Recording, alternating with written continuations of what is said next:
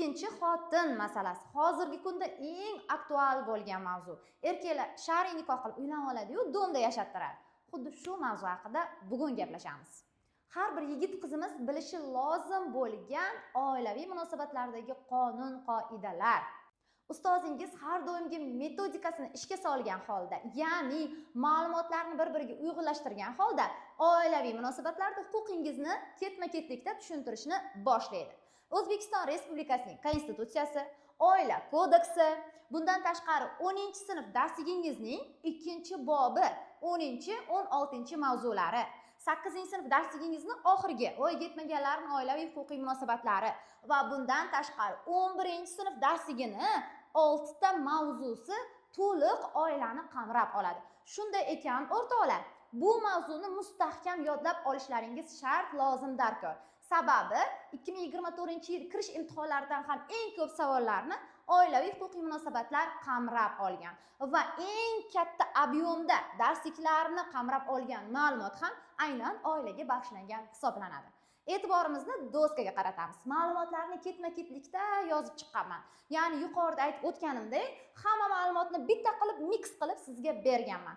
Avvalo Konstitutsiyamizdan boshlaymiz. Ma'lumki, Konstitutsiyamizni 14-bobi, 76-80-moddalar oilaga bag'ishlangan, ya'ni oila, yoshlar va bolalar deb nomlanadi. Va aynan 76-80-moddalar bizga oilaviy huquqiy munosabatlardagi ma'lumotlarni beradi.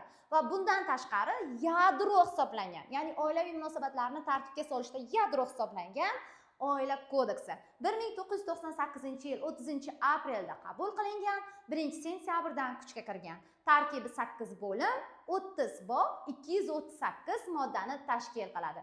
Va bundan tashqari 1998-yilimiz aynan oila kodeksiga bag'ishlanib, oila yili deb nomlangan. E'tibor qaratsangiz, ana bu ma'lumot 11-sinfingizdan kelmoqda. Mana bu ma'lumot oila kodeksini qabul qilingani, uni tarkibi yangi tahrirdagi 10-sinf darsligingizdan kelmoqda. Qarang, ma'lumotlarni xronologiya asosida hammasini birlashtirib mix qilib berganman sizga.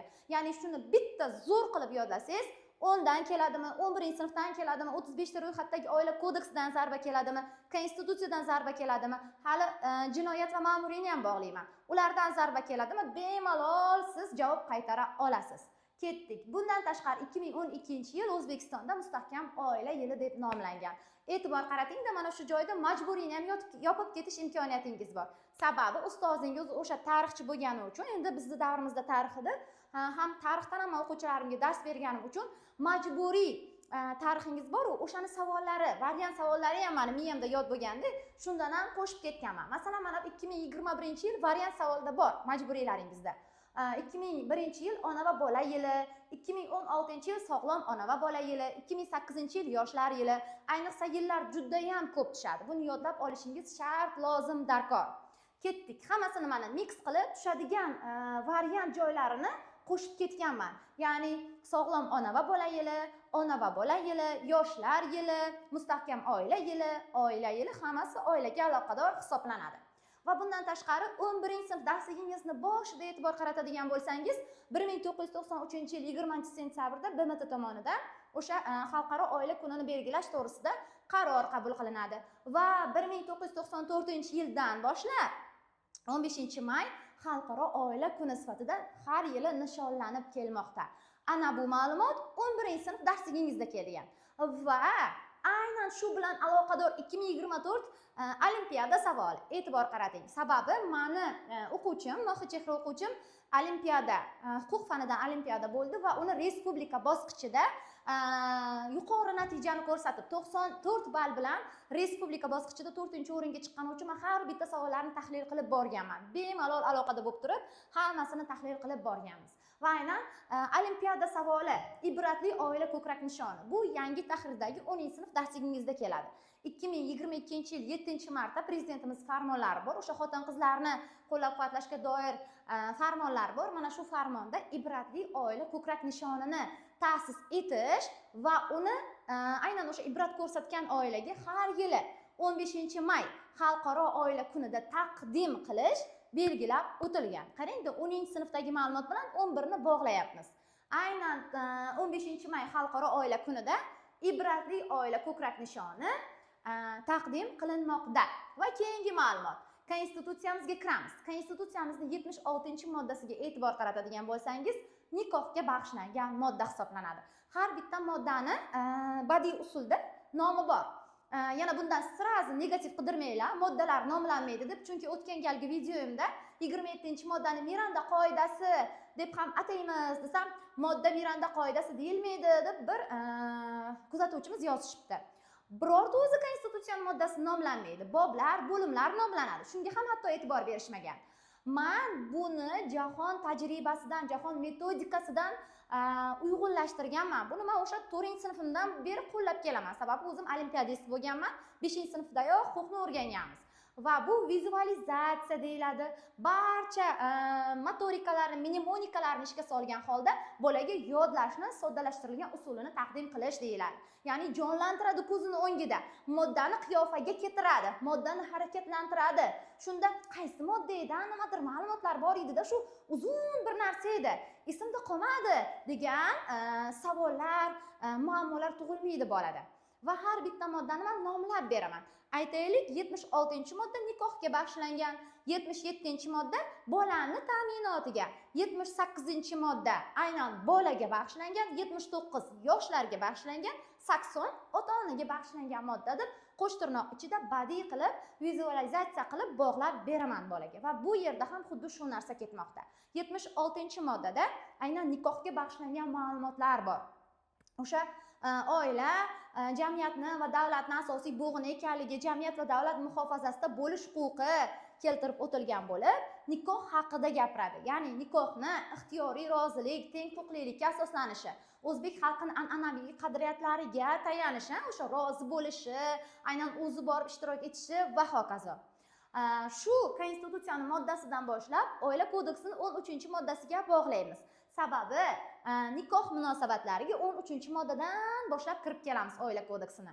13-moddada ham oila kodeksini nikoh fuqarolik holati dalolatnomalarini yozish organida rasmiylashtirilishi. E'tibor bering, notariusda emas. Nikoh degan tushuncha bor. Nikoh shartnomasi degan tushuncha bor.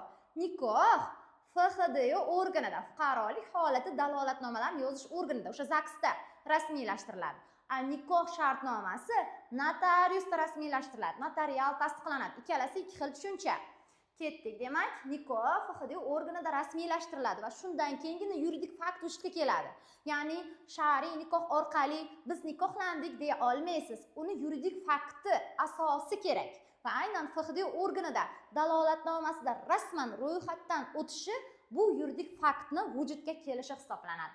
Va shar'iy nikoh huquqiy ahamiyatga ega emas. Ya'ni shar'iy uylanib olishadi erkaklar. Bu hech qanday huquqiy oqibat keltirib chiqarmaydi. Ya'ni, masalan, siz qizingizni shar'iy nikoh asosida turmushga beradigan bo'lsangiz, qizingizni mulkiy munosabatlarda, o'sha oilada huquqlari nima deydi, saqlanib qolmaydi. Mulkka da'vo qila olmaydi, o'sha uyda yashash huquqini da'vo qila olmaydi. Faqatgina bitta narsa, bolaning huquqlari to'la saqlanib qoladi. Ya'ni qaysiki shar'iy nikohda turmushga chiqqan qizning farzandi rasmiy nikohdagi farzand bilan teppa-teng huquqqa ega bo'ladi. Meros talab qilish, familiyaga ega bo'lish, DNK qildirish va hokazo. Farzandga nisbatan tenglik saqlanib qoladi, ammo onaga nisbatan tenglik saqlanib qolmaydi. Qaysi ma'noda? Uni huquq va nimalari aks etmaydi.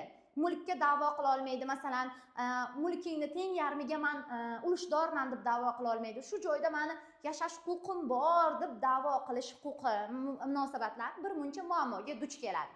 Ketdik, demak, shar'iy nikoh huquqiy ahamiyat kasb etmaydi va qonunchilik uni tan ham olmaydi. Va FHDO organida nikoh qachon rasmiylashtiriladi? Siz borib, aytaylik, bir yigit bilan ariza bergan kuningizdan keyin bir oydan so'ng nikoh rasmiylashtiriladi. Faqatgina alohida holatlarda, o'sha homiladorlik bo'ladi, aytaylik, homilador bo'lib bo'lyapti yoki qo'lida bolasi bilan boryapti. Mana shunaqa holatlarda o'sha kunni o'zidayoq rasmiylashtirilishi keltirib o'tilgan. Demak, 13-moddadan oladigan ma'lumotlarimiz bizni sanaymiz va bitta qoidani ham unutmang, metodikalar juda ham zo'r qo'l keladi-da. Sababi sizni yodlashingizni har bitta narsani tizimga solib beradi. Esda uzoq vaqt saqlanib qoladi. Bugun o'qib apil-tapil ertaga esingizdan chiqib ketishiga yo'l qo'ymaydi. Har bitta moddani yodlaganda orqaga qaytib shu moddadan men nima faktlar o'zlashtirdim 1 2 3 qilib daftarga konspekt qiling. Onlayn kurslarimda o'qiganlar biladi. Albatta biz ulardan vazifa berib qat'iy talab qilib olamiz konspektini. Vazifalar degan bo'limga dunyo narsani haqiqatda chaladan chatta emas, haqiqatda maroq bilan konspekt qilib vazifalar qismiga tashlashadi va kechda dars boshlanishidan oldin zapis yoqib berilib o'zlari savol javob qilishadi toki darsga kirgunga qadar. Ya'ni siz har bitta moddani o'zlashtirgandan keyin o'zingizga savol qo'ying. Hozir masalan shuni amaliyda misoli sifatida ko'ramiz. 13-moddadan biz nima faktlar o'zlashtirdik? Birinchidan, nikoh qayerda rasmiylashtirilishini, nikoh fuqarolik holati dalolatnomalarini yozish organida rasmiylashtirilishini. Ikkinchi fakt, shar'iy nikoh huquqiy ahamiyat kasb etmasligini. Demak, men shar'iy nikoh asosida kimgadir turmushga chiqsam, unga mulkiy da'vo qila olmayman. Nomdagi uy, mashina yoki boshqa narsalarga ulushdor bo'lib kira olmayman. Teng yarmini menga bo'lib ber deb. Faqatgina farzand saqlanib qoladi, u alohida masala. DNK qildirish, familiya, otalikka da'vo qilish u alohida masala. Demak, hech qanday huquqiy ahamiyat kasb etmas ekan shar'iy nikohim. Va uchinchisi, nikoh qancha muddat davomida rasmiylashtirilib guvohnoma beriladi. Ya'ni ariza yozgandan so'ng 1 oy vaqt mobaynida. Hali bu 1 oyning ham taqsimoti bor. U 15-moddaga borilganda 17-moddalarda izohlanadi, hali keyingi qismlarda. Ya'ni 2 haftasi tibbiy ko'rik, 2 haftasi tanishish deb men o'quvchilarimga kular edim. Demak, 3-faktimiz aynan FHDO organida 1 oydan so'ng berilishi va 4-fakt o'sha kunning o'zida ham berilishi mumkinligi. Qaysiki alohida holatlar. Homilador bo'lib kelyapti, qo'lida bolasi bilan kelyapti yokida bir tomon kasal. Mana shunaqa holatlarda o'sha kunning o'zidayoq rasmiylashtirilishi va 76-moddamiz konstitutsiyamiz ham aloqador nikoh haqida gapiryapti. Shularni uyg'unlashtirib strelka bilan bittadan konspekt qilsangiz juda ham kuchli mustahkam qilib singdirasiz ichingizga. Xo'p, ketdik. Demak, 13-moddani biz sharhlab o'tdik. 14-moddaga o'tamiz. Konstitutsiyamizning 76-moddasi davomi bor hali. Bu o'zida 14 va 19-moddalarni ham qamrab oladi. Qaysiki 76-moddangizga e'tibor beradigan bo'lsangiz, nikoh ixtiyoriy rozilik va teng huquqlilikka asoslanadi deydi. Mana shu ikkita so'z Oila kodeksining ikkita moddasini tortib keladi. Ya'ni 14-modda ixtiyoriy rozilik, 19-modda teng huquqlilikni, bundan tashqari 3-2-moddalarimiz ham oila kodeksida teng huquqlilikni aks ettiradi. Endi asosan 19-modda oila kodeksidan teng huquqlilikni tortib keladi. Sezasizmi, bitta konstitutsiyaning o'zida oilani qancha moddalarini urib ketish mumkin. Konstitutsiyaning o'zini yodlaganingizda yo'q, oila kodeksidagi shu ma'lumotlarni qo'shib, demak, ixtiyoriy rozi bo'lsin. Ixtiyoriy rozi bo'lmasa, oqibati bormi qanaqadir? Unga ham savol berasiz. Va uni javobi mana bu yerda. Ya'ni Jinoyat kodeksining 136-moddasi. Ixtiyoriy rozilikning buzilishi, ayolni majburan turmushga chiqishga majbur qilish. Aynan bu 11-sinfingizda ham bor. Shanaqadir qimmat erkinlikka qarshi jinoyatlar 6 ta sanaydi-yu. Ayolni erga tegishga majbur qilish, haqorat, tuhmat, odam savdosi, odam o'g'irlash qilib 6 ta moddani sanaydi. Ana shuni ichida bor. Ko'ryapsizmi? Bir o'q bilan 11-sinfni ham tortib kelyapsiz siz. Bitta ma'lumotni atrofida mix qilib, ya'ni mantiqan bir-biriga bog'lab uyg'unlashtirasiz, ham qiziqarli bo'ladi. Zerikmaysiz, bu nima ekan? Bu nima ekan? Savollaringizga javob topib ketaverasiz. Ham ma'lumotlar bazangiz kengayadi. Qisqa vaqtda samarangiz kengayadi. Tushunarli bo'ldimi? Demak, Jinoyat kodeksining 136-moddasi aloqador. Bir paytni o'zida qarang-da. Konstitutsiyamizning 76-moddasi ixtiyoriy rozilik va teng huquqlilik. Ixtiyoriy rozilikni o'zi 76 konstitutsiya. Parallel oila kodeksining 14-moddasi. U ham ixtiyoriy rozilikni aks ettiryapti. Xo'p, ixtiyoriy rozi bo'lmasa, men tegmayman deganiga majburan qarindoshimiz yaxshi yashaysan deb turmushga bersa-chi, Jinoyat kodeksi 136-modda ayolni erga tegishga majburlash jinoiy javobgarlikni keltirib chiqarishi mumkin. Va bundan tashqari teng huquqlilik, ya'ni oilada teng huquqlilik konstitutsiya aytibdi 76-modda ixtiyoriy rozi bo'lsin va teng huquqlilik bo'lsin deb. Bu oila kodeksining 19, 2-3-moddalari va bundan tashqari teng huquqlilik buzilsa-chi, ya'ni ayolni huquqlari kamsitilsa, mehnat qilishiga qo'ymasa va hokazo va hokazo. Konstitutsiyamizda keltirib o'tilgan 19-modda irqi, jins, ijtimoiy kelib chiqishdan qat'iy nazar qonun oldida hamma teng deb. 19-moddangiz eslang. va bu bilan parallel 11-sinf darsligingiz bundoq ochib qarasangiz, bu ham keltirib o'tilgan. 141-modda, ya'ni teng huquqlilikni buzilishi, irqi, jinsi, millati, ijtimoiy kelib chiqish holatidan tafovutlar kamsitish. Mana shu yerni o'zida qancha bir-biriga chambarchas qilishingiz mumkin. Bitta oilani o'zidayoq siz Jinoyat kodeksini 141 teng huquqlilikni buzilishi, bundan tashqari 136 ayolni erga tegishga majburlash, Konstitutsiyamiz 76-moddasi, Oila kodeksining 14-moddasi, 19-moddasi, 2-3-moddalarni bir-biriga mujassamlashtirib siz ma'lumotini bir-biriga aloqador qilib. Va bundan tashqari yana kecha ham mehnatni tushuntirganimda onlayn chatimda aytib o'tdim. Maishiy zo'ravonlik bor. Bu maishiy zo'ravonlikni ham joyini topib beraman hozir. Yangi tahrirdagi 10-sinf darsligingizni zo'ravonlik degan qismi bor. Yaponiyada suitsid, o'zini o'ldirish kuchaygan degan joyini pastida yozib qo'yadi. Maishiy zo'ravonlik, ya'ni zo'ravonlik qilishga oilada er-xotinni bir-biriga zo'ravonlik qilishni ham misol qilib keltirish mumkin deydi. Va mana shu misol qilib keltirishda aytadi, agarda zo'ravonlik qilsa, siz huquqni muhofaza qiluvchi organlarga murojaat qilishingiz mumkin deydi. Va mana shu yerda ma'muriy javobgarlik to'g'risida kodeksimizni ochsangiz, 59-2-moddasi keltirib o'tilgan. Oilada maishiy zo'ravonlik, ma'muriyda. Shuni jinoyati ham bor. 126-1. Uni ham varaqlasangiz chiqib keladi. Oilada maishiy zo'ravonlik. Ma'muriysi 59-59-2, jinoyatda 126-1. Va o'sha yerda ma'muriyda yozadi. Oilada o'sha ayolni mehnat qilishiga to'sqinlik qilish. Mana ko'ryapsizmi? Gender tengligini buzilishi. Gender tengligichi Konstitutsiyaning 58-moddasi. Buni qonuni bormi? Bor. 2019-yil sentyabrda qabul qilingan Xotin-qizlar va erkaklarning teng huquqliligi kafolatlari to'g'risida qonun va buni ham 3-moddasi gender tengligiga ta'rif bergan. Ko'ryapsizmi ma'lumotlarni bir-biriga qanaqa bog'lab olamiz? Ham dars qiziqarli bo'ladi, ham miya hujayralaringizni uyg'otasiz. To'xta esla, gender tengligini. Qonunni esla 2019, chunki yangi tahrirdagi 10-sinf darsligingizda shuni berib o'tgan o'rtoqlar. Ochib varaqlab qaranglar. O'quvchilar menga kirib keladi-da, boshqa o'quv markazlaridan yoki onlayn viloyatlardan yo'l bosib keladi. Ustoz, men 5 martalab tugatib tashlaganman, ustoz, men 10 martalab tugatib tashlaganman, menga faqat qonunchilik o'tib bersangiz bo'ldi deb. Ikkita savolimni o'zidayoq mot qilib qo'yaman. Ya'ni qaysi ma'noda? Zaif o'qiysizlar, unda ko'zi boylangan odamlar unda o'qib ketasizlar yoki yugurib o'tib ketasizlar. Judayam yuzaki o'qiysizlar. Aytaman. Daraxt kesish qoidalarini buzish qaysi modda deyman? Bilmadim deydi, berilganmi shu narsa deydi.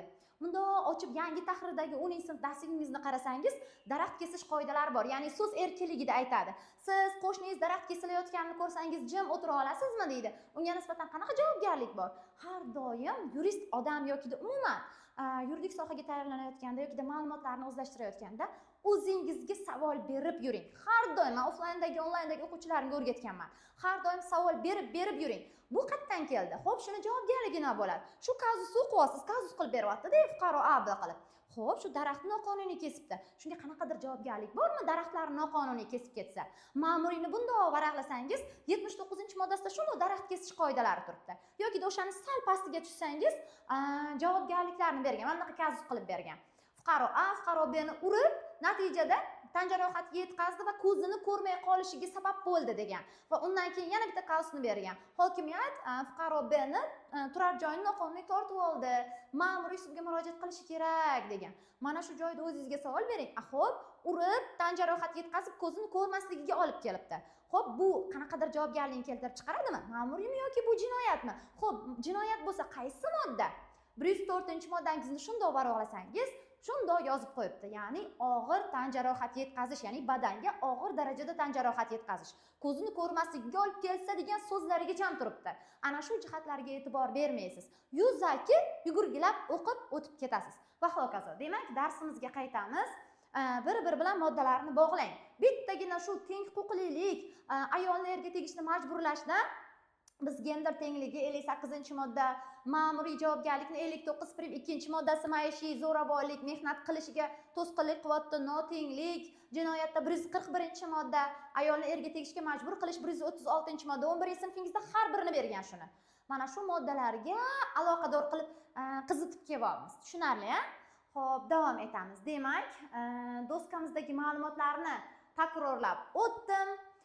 kerakli ma'lumotlarni berdim. Oilani qism-qismga ajratmasak ulgurmaymiz, chunki men doskaga yozib tushuntirmasam dars o'tgan deb bo'lmayman. Proyektor va slaydlar ham qo'limda yozganim, harakatlarim kabi tabiiy chiqmaydi. Shuning uchun birinchi qismi qilib yakunlaymiz. Ikkinchi, uchinchi qismlarda yana to'laqonli moddalarni har birini sharhlab ketaman. Demak, bu darsimizdan xulosa qilamiz. Nima ma'lumotlarni o'zlashtirdik? Birinchidan, oilaviy huquqiy munosabatlar, ayniqsa abituriyentlar e'tibor bersin. Oilaviy huquqiy munosabatlar qaysi manbalarni, mana oldimgi DTM imtihonida savol bo'lib tushadigan qaysi manbalarni qamrab olgan ekan? Konstitutsiya 14-bob 76-80-moddalar, oila kodeksi 35 ta ro'yxatingizda bor. Oila kodeksining qachon qabul qilinganligi, tarkibi, turk oila kodeksi. Bundan tashqari 10-sinf darsligingizning 2-bobi, 10-16 mavzular. Bundan tashqari 35 ta ro'yxatingiz tarkibida oila kodeksi bor. Aytib o'tdim, 11-sinf darsligingiz ham 1-6 mavzulari va bundan tashqari 8-sinf darsligingizni oxirgi mavzulari o'sha voyaga yetmaganlarning oilaviy huquqiy munosabatlardagi huquqlari keltirib o'tilgan. Ko'ryapsizmi? Bir o'q bilan 5 ta manbani uryapsiz. Va mana shu men bergan mix qilib berilgan ma'lumotlarni puxta o'zlashtirsangiz, mana shu 5 manbadan sizga zarba kelsa ham javob qaytara olasiz. Va biz oila yili qachon, mustahkam oila yili qaysi, 11-sinf tarix bilan bog'ladik. Variantda tushadigan ona va bola yili, sog'lom ona va bola yili, yoshlar yili va bundan tashqari 11-sinfingizda kelgan xalqaro oila yili qachon qarori, qachondan boshlab nishonlanilgan 94-yil, 94-yil 15-mayda aynan prezidentimizni 10-sinf darslik bilan aloqador qaysi farmonlari bor ekan? Ibratli oila ko'krak nishonini topshirish, bu 2024 olimpiada savoli bo'lib tushdi. Ertaga imtihoningizda tushib qolsa ham ajab emas. Va bundan tashqari bog'ladik Konstitutsiyaning 76-moddasi nikoh haqida ekanligi, bunga oila kodeksining 13-moddasi parallel ekanligi, nikoh qayerda rasmiylashtirilishi, FHDU organida, qancha muddatda, 1 oy muddatda, o'sha kunning o'zida ham berilishi mumkinmi? Albatta mumkin. Qanday holatlarda? Alohida holatlarda, homilador bo'lsa, bola tug'ilsa, kasalligi sababli va hokazo. Xo'p, qanday nikoh haqiqiy emas? Shar'iy nikoh, ya'ni diniy rasm-rusumlarga asoslangan nikoh haqiqiy emasligi, huquqiy oqibat keltirib chiqarmasligi, yuridik faktga ega emasligi va bundan tashqari Konstitutsiyamiz 76-moddasiga parallel ekanligi, oila kodeksining 13-i nikoh qaysi tildan olinganligi, arabcha ittifoq birlashma va bundan tashqari oila kodeksining 14-moddasi ixtiyoriy rozilik, 19-i teng huquqlilik. Shu ikkala moddani 76-modda o'ziga qamrab olishi, teng huquqlilik, bundan tashqari oila kodeksining 2-, 3-moddalarida ham bor ekanligi va bundan tashqari, xo'p, shu ixtiyoriy rozilik buzilsa qandaydir javobgarlik bormi? Bor, albatta. Jinoyat kodeksining 136-moddasi ayolni erga tegishga majbur qilish. Xo'p, teng huquqlilik deyapti 19-modda oila kodeksini. Teng huquqlilikka yanadir qaysidir ma'lumotlar bormi? Bor, albatta. Konstitutsiyamizda ham 19-moddasi teng huquqlilik. Bundan tashqari 11-sinf darsligingizda ham berib o'tgan paktni, fuqarolik va siyosiy huquqlar to'g'risida paktni 2-moddasi, 26-moddasi teng huquqlilikka, inson huquqlari umumjahon deklaratsiyasining 2-, 7-moddalari teng huquqlilikka. Buni hammasini men onlayndagilarimga, offlayndagilarimga qator qilib yozdirganman. Va mana shu berayotgan ma'lumotlarim birortasi osmondan olinmagan. Barchasi oldingizga tushadigan 10-, 11-, 8-, 9-sinf darsliklar va qonundan olingan, zarra chetlashilmagan. Paktni 2si ham, 26si ham bor, deklaratsiyani 2si ham, 7si ham bor. Shuni darsligingizni ochsangiz turibdi ko'rga hassadek.